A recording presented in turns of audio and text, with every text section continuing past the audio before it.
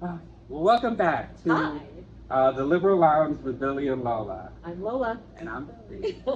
So for this one, we said in our first video that we wanted to talk about some current events and things like that, and then we wanted to talk about some more personal events. So this one is not going to be as politically charged, although I think we might touch on some things, right? Connected. So I'll go ahead and hand it over to Lola. What Oh, we're going to goodness. talk about on this one? Oh, okay. Well, I am newly divorced and out on my own and online dating, Billy.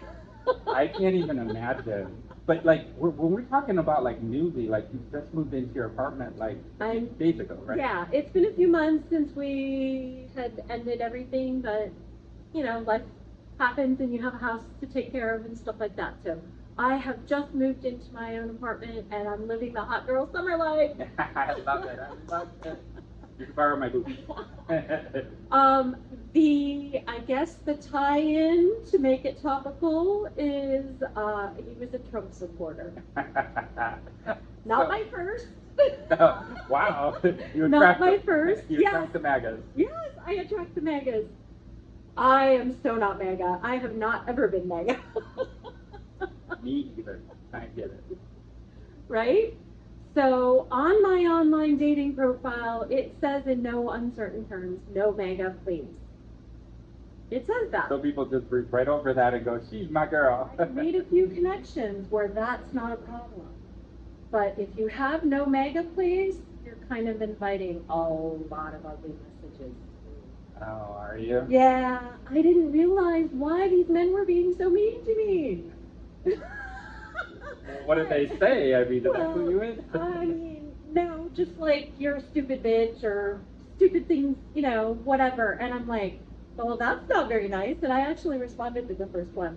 And he said, I'm mega bitch or something like that and blocked me after, I had read it. So I'm like, oh, okay, I'm just going to delete those from now on. I mean, I kind of appreciate it because, Yeah. like, at least you're telling people up front, like, I mean, then you both just kind of go on your way. You're like, then you don't stop, you know? It doesn't affect me. I with my political rants, public rants on Facebook, I've experienced quite a few trolls. So how did you find a husband that was MAGA? Like, did you not realize it until later on? Like, what clued you into all this? You know what? Because my previous significant relationship, I was with somebody for 7 years.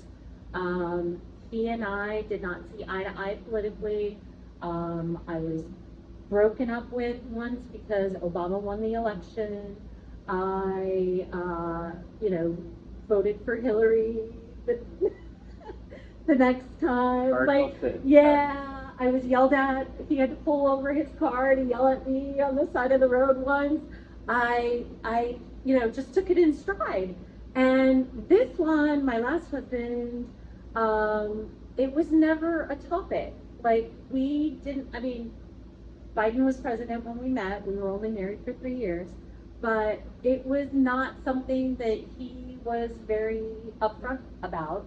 And until the recent election and, the political commercials on TV, very, very deep into our 3-year relationship, I didn't have a clue how strongly he supported Trump.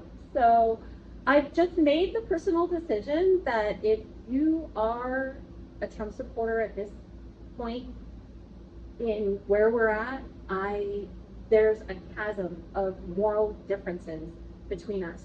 I've lost family. I'm sure you've lost people. Yep, for sure. Yeah, I've lost family due to it. I've lost friends and relationships. So I'm determined this time I'm going to find someone that I'm aligned a little more positively thinking. What was the reason that your marriage then ended? Was it because he was a Trump supporter, or was there No, there's a lot of other issues, but if you're not comfortable talking about current events, and a lot of those current events are politics right now, especially for me because I'm so passionate about this, if you're not comfortable talking about current events in your own home, the communication dies. And when you're not talking about things, you're not fixing things and you're not putting in the work to make things better. So it wasn't necessarily a direct factor, or it was a contributing factor. Yeah. But it wasn't the catalyst.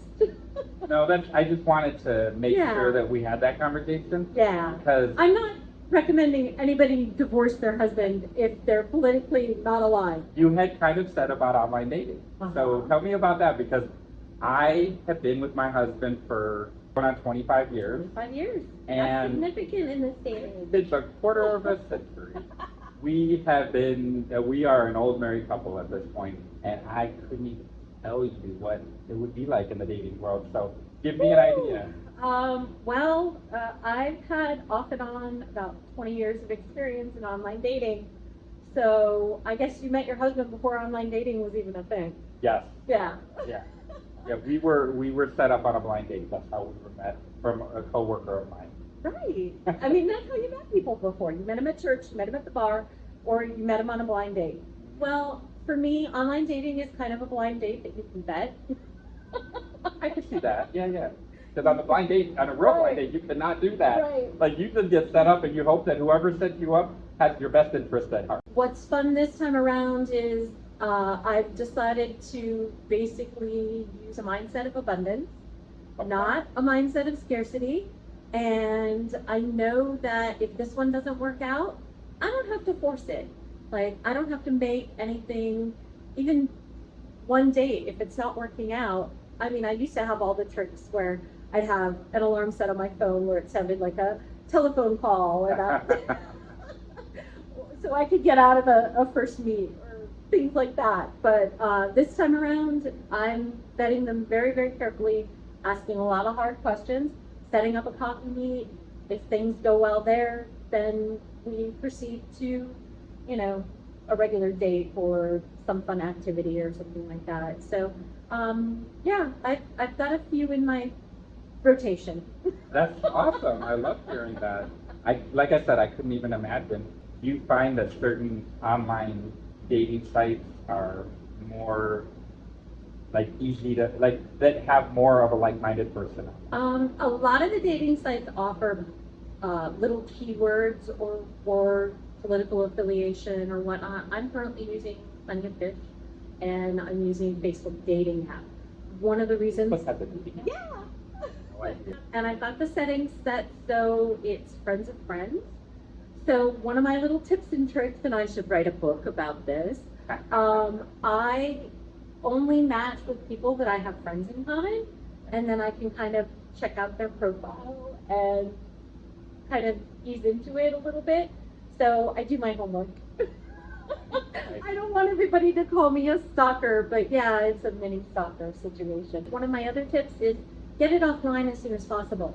Within the first exchange, the first text through the app, I usually get it exchange phone numbers, and then we either text or phone or video call. And if at that point I'm interested, then if they're not making a suggestion to meet and have coffee within 3 days of that exchange, I'm usually moving on to the next.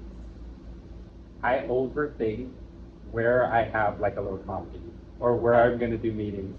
I even to this day, if I'm just setting up a work meeting, I want to make sure if it's not a place that we already don't know is cool and we've been to, I'm vetting it, or I'm making sure that it's a cool little fun. I get to expose them to this cool little coffee shop. Do you do the same thing? You overthink that like I do? As a woman in the dating world, I'm very careful. I usually give them a time and let them choose the time in the day. I'll give them a window, but then I choose the location. And I've got a couple places near work that I basically say I can meet at around 3 or 4 o'clock, and I pick these couple places where now they've seen me parade a few dates.